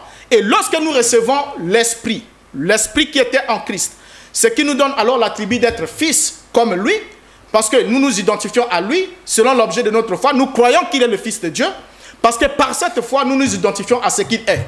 Maintenant, quand ils croient que Yeshua est Dieu, maintenant ils vont s'identifier à lui, donc ils sont des dieux, tels qu'ils sont là. Oui. Ils sont tous des dieux. Oui, mais alors que la Bible dit Dieu est unique et un seul. Vous voyez? Alors, donc déjà là, on comprend dans quelle gamme de confusion nos amis se trouvent, en voulant faire des juxtapositions de certains passages qui prendraient sûrement assez de temps pour qu'on puisse les expliciter ici. On prend un passage ici, on le lâche, on prend un ici, on le lâche, alors que chacun de ces passages demanderait qu'on prenne assez de temps pour regarder cela en profondeur. Donc le conseil que je peux donner à mes chers amis ici. Jean 1, 14. Jean chapitre 1. Ok, voilà. Là aussi c'est un autre passage. Voilà. Jean chapitre 1. 14. Le chapitre 1, le verset 1er, qui vous dit, au commencement était la parole était avec Dieu, et la parole était Dieu. Voilà. Mon cher ami Placide, lui au moins il ne se connaît pas. Toi tu es même un écrivain, tu es quelqu'un qui s'y connaît à ce niveau. Ce que je dis ici à la face du monde, si ce n'est pas la vérité, tu me dis que ce n'est pas la vérité. Est-ce que le texte grec, tu as fait le grec, est-ce que le texte grec de Jean 1.1 se termine avec le mot théos ou bien le mot logos? Je ne sais pas. Tu ne sais pas. Nous lisons la Bible. Tu n'en as pas connaissance. Ok. Ça, c'est honnête. Maintenant, ce que j'aimerais vous apprendre, c'est que le texte de Jean chapitre 1 ne se termine pas avec le mot théos, pour dire la parole était Dieu. Les textes authentiques se terminent avec le mot logos. C'est-à-dire, oui. Au commencement était la parole. Oui. La parole était tournée vers Dieu. Oui. Et divine était la parole. Ce n'est pas la parole qui était Dieu. Écoutez, si on veut rentrer là, je crois que ça demande encore le temps qu'on y revienne. J'ai une tradition. Prenez le texte grec, vous vous rendez compte que le texte grec ne dit pas la parole était Dieu. Ça, c'est un cafouillage tardif. Bon, on vous apprend, vous riez. Mais je n'ai pas le droit de rire. Je n'ai pas le droit de rire. Non, vous avez le droit de rire. Soyez assez honnête. Lorsque vous n'avez pas une information, quand on vous la donne, vous notez. Et vous prenez le temps d'aller vérifier, ça va vous permettre d'être instruit. Parce que quand vous riez pendant qu'on vous instruit, ce n'est pas trop galant, alors que vous êtes un instituteur. Et si un élève se comportait comme ça dans votre salle de classe, comment est-ce que vous vous sentez? Mais je ne suis pas votre élève. Alors, donc, soyez tranquille. On n'est pas dans une salle de classe. Déjà, le texte là dans le grec ne se termine pas avec Dieu. Dans le texte de la parole était Dieu, en anglais, the word was God, c'est le King James qui a falsifié cela. J'ai même eu un numéro où j'ai mis même sur YouTube. Mais que dit le verset 14 de Jean 1? Que dit le verset 14? Oui, mais le verset 14 dépend d'abord de la compréhension du verset premier. Oui, dans votre compréhension grecque, il dit quoi? Si vous ne comprenez pas d'abord le verset premier. Mais dans votre compréhension grecque, le verset 14 dit quoi? Je vous mets d'abord dans votre esprit que le texte grec n'a jamais dit « et la parole était Dieu ». Mais le texte grec dans le verset 14 dit quoi? Et diabolique. Maintenant, quand on vient au verset 14, oui. Il a dit quoi? Oui. Et la parole a été faite chair. D'accord? Ok. Lorsqu'il a dit la parole a été faite chair, maintenant pour vous, selon vous, c'est cet être-là. C'est fini. C'est cet être-là qui était auprès d'Élohim, qui était Elohim lui-même selon vous, qui est devenu un être humain. C'est ce qui est faux. Maintenant, quand vous prenez même la forme, parce que je vous ai même en l'introduction, avant qu'on débute, au début même de l'émission, vous avez dit que la forme active ou passive ne veut absolument rien dire. Parce que là, quand vous lisez ces versets-là, il a dit « Et la parole a été faite chair ». Ce n'est pas la parole qui s'est faite chair, comme on vous le dit et comme vous le prêchez. Qu'elle s'est elle-même faite chair, c'est-à-dire qu'elle-même, elle s'est fait une action, elle s'est conçue une chair. C'est faux. La parole a été faite chair. Par qui? Hébreu répond, Christ entrant dans le monde dit, tu n'as voulu ni sacrifice ni holocauste, mais tu m'as formé un corps. Je viens, ô Dieu, pour faire ta volonté. Donc, le Christ avait un Dieu. Même étant ravi au ciel dans le livre d'Apocalypse, il dit, tu dois te repentir parce que je n'ai pas trouvé tes œuvres parfaites devant mon Dieu. Celui qui parle, c'est Jésus-Christ. Donc, même étant glorifié au ciel, il a un Dieu. Quand l'apôtre Paul vient, il parle de Dieu, le Père de notre Seigneur Jésus-Christ. À moins que vous nous disiez aujourd'hui que Paul n'avait pas de révélation et que l'enseignement qu'il a donné n'était pas solide. Maintenant, c'est ce que vous avez découvert plus tard qui est plus solide. Alors, ce sera une autre paire de manches. Mais laissez-moi vous apprendre à la face du monde que Paul a posé le véritable fondement. Et la force, la rigidité d'un édifice réside sur les matériaux de sa fondation. Paul a bâti sur le roc, il a bâti sur un fondement inébranlable, et le fondement sur lequel il a bâti, Jésus-Christ est le Fils de Dieu. Et Fils de Dieu signifie un être qui doit son existence par la dépendance de Dieu. Dieu a fait de lui tout ce qu'il a voulu faire de lui. Seigneur et Christ, il l'a glorifié, il l'a élevé, il l'a placé à sa droite, il lui a soumis toutes choses, mais au finish, le Fils sera soumis à celui qui lui a soumis toutes choses. Je voudrais poser la question principale. Docteur, quand on dit il lui a soumis toutes choses, il est assis à la droite du Père. Quand on donne ses qualificatifs et ses éléments, cela ne fait pas de lui un Dieu. Puisqu'il y a un seul Dieu. Il y a un seul Dieu. Lorsqu'il a dit que toutes choses lui ont été soumises. La Bible précise même. C'est Paul qui écrit ça. Paul qui a d'abord dit dans 1 Corinthiens 11, verset 3, Dieu est le chef de Christ. Ensuite, dans le chapitre 15, il nous dit que Dieu lui a soumis toutes choses. Et il précise. Mais quand il a dit que toutes choses lui ont été soumises, il est évident que celui qui lui a soumis toutes choses est accepté. Donc ça veut dire que Dieu, qui lui a soumis toutes choses, n'est pas soumis à Jésus. Et à la fin, quand il aurait fini de régner, il remettra le royaume. Le Fils de Dieu n'est pas Dieu dans sa nature. Et d'être au ciel, à la droite du Père, il n'est pas Dieu. Parce qu'on voudrait un peu en absurdité, oui, pour que ceux qui nous suivent de manière aussi simple essayent de comprendre. Le Fils de Dieu est le Fils de Dieu comme la Bible le dit. Ok? Dieu est Dieu dans sa position puisqu'il est unique en son genre. Dans la nature, Dieu est esprit. Le Fils de Dieu aussi, la Bible dit qu'il est devenu un esprit vivifiant. C'est un être humain qui a été glorifié et dans cet état-là, il devient un esprit vivifiant. C'est ce que la Bible dit. Donc dire qu'il est Dieu parce qu'il est Fils de Dieu, donc nous aussi nous devenons des dieux parce que nous sommes fils de Dieu. Et du coup, c'est toute une gamme de confusion. C'est ce que la Bible n'enseigne pas. Merci. La Bible dit qu'il y a un seul Dieu et un seul médiateur entre Dieu et les hommes, Jésus-Christ homme. Les pasteurs, je sais que il y a une part que le docteur a prise. Il a pris 10 minutes, mais on va quand même vous donner 5 minutes, parce qu'on doit... Bon, mais c'est le journaliste. Il est seul. D'accord, il n'y a pas de problème. Je lui donnais un dépassement de 3 minutes parce que par rapport à votre temps également. Monsieur le journaliste, je pense que, cher docteur, vraiment, il nous a tous bernés dans une grande confusion. Pourquoi je l'ai dit? Lorsqu'on parle de Dieu, Dieu d'abord est invisible.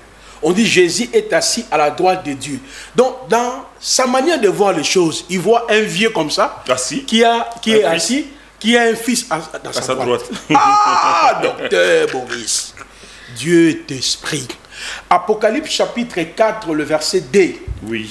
Il y a un seul trône. Amen. On a dit, monte ici. Il a vu quelqu'un qui est assis. Celui qui est assis là, c'est dans l'Apocalypse 5, qui est digne d'ouvrir les livres et les rompre les 7 sceaux. Ok? C'est lui l'agneau de Dieu. C'est lui le Dieu créateur. Vous vous compliquez pour rien. Dans Actes chapitre 20, le verset 28 à 29, on nous dit l'Église a été rachetée par le sang de Dieu. Oh, dans la Bible, il y a des expressions. Il y a l'expression sang de Dieu et sang de l'agneau. Dans l'Apocalypse chapitre 5, 8, 10, on nous dit par son sang. L'agneau là, il a racheté des hommes. Est-ce qu'il y avait un animal ici, la croix? Lorsqu'on parle du sang de Dieu, on nous renvoie à la notion de l'humanité, de la rédemption, de notre salut. C'est pour cela que dans l'Apocalypse chapitre 5, on parle de quelqu'un qui est assis sur le trône avec un livre scellé de 7 sceaux dans sa main droite. On pose la question, qui est digne d'ouvrir le livre et de rompre les sceaux? On voit au milieu des veillards. Ça, c'est la notion de la rédemption. Donc, aucun être humain peut racheter son frère.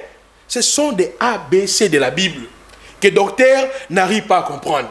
Lorsqu'on parle sur la droite de Dieu, nous sommes dans le psaume 98, le verset 1. Psaume 101, le verset 1. La droite parle seulement de la force, de la puissance, de l'autorité. Il y a ce qu'on appelle l'anthropomorphisme et la théophanie. Lorsqu'on parle de l'anthropomorphisme, ce sont les langages que Dieu utilise pour nous communiquer sa parole. Par exemple, on nous dit dans Ésaïe chapitre 66, le verset 1 à 2, « Le ciel est mon trône, la terre est mon marchepied. » Donc selon le docteur Mbouta, Dieu a des pieds comme ça en train de marcher.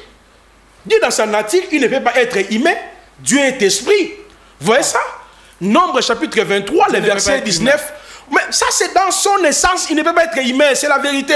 Mais le même Dieu, on vous a lu Jean chapitre 8, verset 56, votre père Abraham a tressailli de joie. Maintenant, quand Dieu entre dans la manifestation, dans la théophanie, il prend la forme humaine. Donc cette méthode-là n'a pas commencé dans le Nouveau Testament. Depuis l'Ancien Testament, dis aux téléspectateurs ce soir que Genèse 18 est faux. Parce qu'on parle de deux anges, on parle de Dieu qui était avec Abraham. Dieu a mangé chez Abraham. Amen, c'est l'écriture. Maintenant, lui, il va nous dire encore, ça a été falsifié, ça a été altéré. Ce sont les doctrines des témoins de Jéhovah, les doctrines de l'Église catholique, des adventistes. Nous ne sommes pas en train de s'ouvrir Sabilous ou tel. On suit la Bible. Vous voyez, pasteur Anthony, le branhamiste, quand il parle ici, il parle de Branham, il parle de la Bible. Ici, on ne vient pas au nom des dénominations. Nous venons au nom de la parole. Et nos arguments sont basés sur la parole.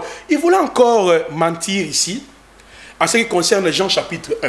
J'ai une version ici, qui a été traduite à travers le texte majoritaire. Parce que dans nos traductions, exemple Louis II, Second 21, ce sont des textes plutôt majoritaires, minoritaires. Ce sont des manuscrits que les traducteurs ont mis à côté. Regardez, on explique ce que lui, il voulait changer dans Jean chapitre 1. Et je vais lui expliquer qui fut le premier à utiliser même le terme logos. Regardez, on nous dit, au commencement était logos, et logos était vers Elohim, et Elohim était logos. Maintenant, que veut dire logos? Le philosophe grec Héraclète d'Éphèse est le premier à utiliser le terme logos vers 600 ans avant Jésus, pour désigner la raison divine ou le plan qui corde à un univers changeant. Vous voyez ça? Donc quand on parle de logos, on entre dans le plan divin. Mais exactement pourquoi logos a pris la forme humaine? On nous révèle le plan divin. Le plan divin a été révélé en Jésus. Il est le seul chemin. Jean chapitre 14, verset 6. Je suis le chemin, la vérité et la vie. Nul ne peut passer au Père sans passer par moi. Mais regardez encore, le docteur a dit, Jésus n'a jamais dit qu'il est Dieu. Là, ce sont les arguments des musulmans. Même mes élèves qui sont partout dans le monde, ils peuvent répondre ça. Luc chapitre 4, le verset 9 à 10. Lorsque Christ était tenté par Satan, il a dit, il est écrit, tu ne tenteras pas le Seigneur ton Amen. Dieu. Il a confirmé parce que est-ce que Satan avait tenté Dieu? Il a tenté Jésus. Et lorsqu'on prend Apocalypse chapitre 21, le verset 6, oh, il dit, à celui qui vaincra, je serai son Dieu. Docteur Mbouta, il faut revenir à la raison. Ah, désolé, il faut revenir à la raison. Mais je vais citer ici la double nature. Il dit, Jésus ne connaissait pas tout, vous savez, il ne peut pas. Bon, le vieux déjà a répondu, mais je voulais encore ajouter un élément. Jésus est né enfant, parce qu'il a dit, si Jésus est Dieu, mais qui est mort à la croix? C'est Dieu qui était mort à la croix? Non, c'est faux, monsieur docteur. tu ne peux pas voir des arguments des musulmans. C'est écrit où, docteur, que Dieu est mort à la croix? C'est écrit où dans quelle Bible? C'est ce que vous prêchez. Oh! On n'a jamais dit ça? Non. Qui a dit ça? On vous dit celui qui est mort. Vous le chantez. Dieu qui est mort mais pour moi. toi, tu m'as vu en train de chanter ça. C'est un grand Mais vous le prêchez. C'est ce que vous soutenez ici. la Bible. Mais comment? Écoutez, qui est mort sur la croix? Attends Mes amis, d'abord. qui est mort sur la croix? C'est pas Jésus. Jésus, oui. Et qui est Jésus? C'est le corps qui est mort, Non, pas non. l'esprit. L'esprit Non, ne merci, meurt pas. Jésus. merci. L'esprit Il a ne dit- meurt pas. C'est pour cela qu'il faut entrer dans la double nature. Je vais récupérer une minute, s'il vous plaît. Dans la double vous nature, dites ça, exemple, il faut il est l'avouer. né enfant. Je représente mes excuses, monsieur le journaliste. Il est né enfant, Luc chapitre 2, le verset 7. Il existait de toute éternité. Michée chapitre 2, le verset 2, Jean 1, le verset 1 à 2. Il grandit mentalement, physiquement, spirituellement, socialement. Luc 2, le verset 52. Mais Hébreux 13, 8 ne change jamais. Ça, c'est magnifique. Il fut tenté par le diable, là étant qu'humain. Mais étant Dieu, il chassait les démons. Étant humain, il a eu faim. Matthieu 2, le verset 2. Mais étant Dieu, il est le pain de vie. Voyez? Étant humain, il est mort. Mais étant Dieu, il ressuscita le mort. Ça dit, nous croyons à la notion de double nature. Dans la Bible, quand tu lis, il faut voir, Jésus il parle comme humain ou il parle comme Dieu. Merci. Hier, nous avons démontré ça. Pasteur Anthony, on va s'arrêter là. Bon, il a dit, les apôtres n'ont jamais enseigné que Jésus-Christ s'était fait ressusciter lui-même. Mais l'apôtre Jean a enseigné que Jésus-Christ s'est fait ressusciter lui-même. Apocalypse 2, verset 8. Écrit à l'ange de l'église de Smyrne, voici ce que dit le premier et le dernier. C'est lui qui était mort et qui est revenu à la vie. Donc c'est lui-même qui fait l'action. Il était mort et il est revenu. Pas celui qui était mort et on l'a fait revenir à la vie. Non. Alléluia. C'est lui qui était mort et qui est revenu à la vie. Donc ici l'apôtre Jean t'enseigne que Jésus-Christ s'est fait ressusciter lui-même. Contrairement à ce que toi tu penses. Maintenant, tu dis que Jésus-Christ est assis à la droite du Père. C'est comme s'il y avait deux trônes. Mais on nous parle du trône dans Apocalypse 4. Je vais lire. Après cela, je regardais, et voici une porte était ouverte dans le ciel. La première voix que j'avais entendue comme le son d'une trompette et qui me parlait dit, monte ici, je te ferai voir ce qui doit arriver dans la suite. Aussitôt, j'ai fui la vie en esprit, et voici, il y avait un trône dans le ciel, pas deux. Un trône dans le ciel, et sur ce trône, quelqu'un était assis. Quelqu'un. Découvrons la nature de ce quelqu'un-là qui était assis au trône. Continuons la lecture. Celui qui était assis avait l'aspect d'une pierre de jaspe et de sardoine. Et le trône était environné d'un arc-en-ciel semblable à de l'émeraude. Autour du trône, je vis 24 trônes. Et sur ces trônes, 24 vieillards assis, revêtus de vêtements blancs et sur leur tête des couronnes d'or. Du trône sortent des éclairs, des voix et des tonnerres. Devant le trône brûlent 7 lampes ardentes qui sont les 7 esprits de Dieu. Il y a encore devant le trône comme une mer de verre semblable à du cristal. Au milieu du trône et autour du trône, il y avait 4 êtres vivants remplis de Dieu, devant et derrière. Le premier être vivant est semblable à un lion, le second être vivant semblable à un veau, le troisième être vivant à la face d'un homme, et le quatrième être vivant est semblable à un aigle qui vole. Les 4 êtres vivants ont chacun 6 ailes, et ils sont remplis de Dieu tout autour et au-dedans. Ils ne cessent de dire jour et nuit, Saint, Alléluia. Saint, Alléluia. Saint, et le Seigneur Dieu, le Tout-Puissant, Yes. qui était, Alléluia. qui est et qui vient. Mais qui vient, Monsieur Mbota? Entre Dieu le Père et Jésus-Christ, nous attendons la venue de qui? Apocalypse 1. Voici, il vient sur les nuées. Apocalypse 1, 7.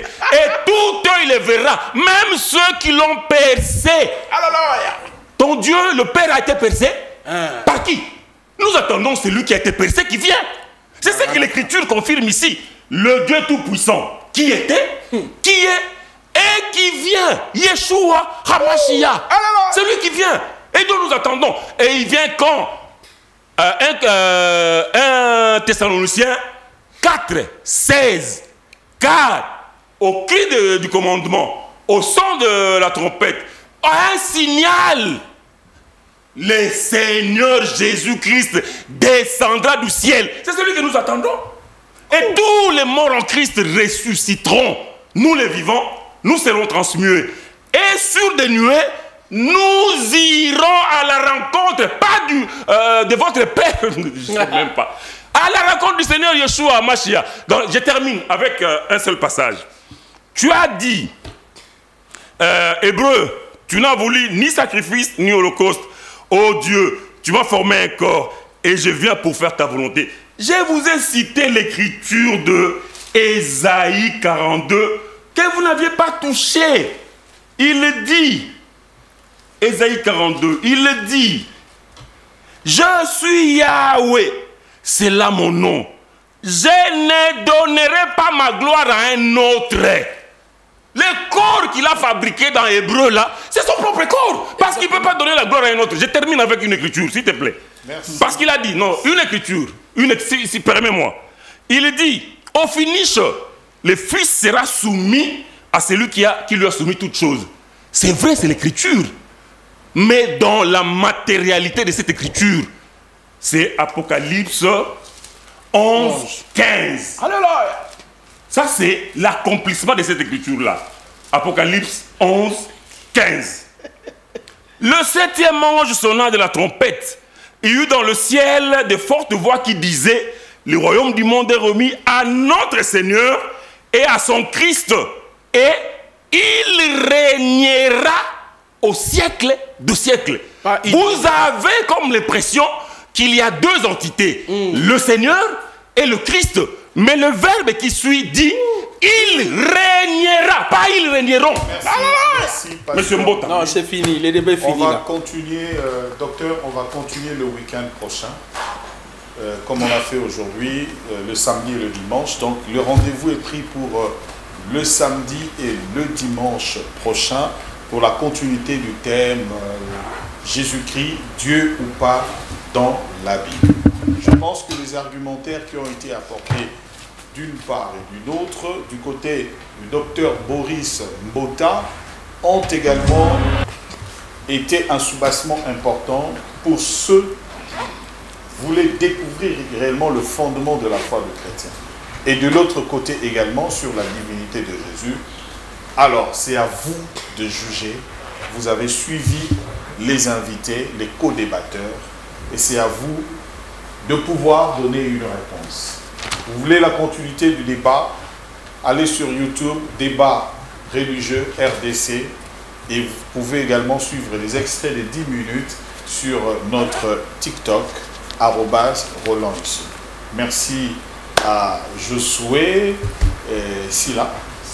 Sia, merci à Marila, c'est Toumba, c'est Ndaya, merci à Bouba Loutadila qui était à la prise des vues et qui était à la réalisation. Merci à vous tous qui nous avez suivis tout à l'heure à 22h sur Molière Télévision et également sur Tosuna. Docteur Boris va rentrer à Brazzaville et revenir pour recharger les batteries. Pour la continuité du débat. Au revoir. Merci. Merci. Merci.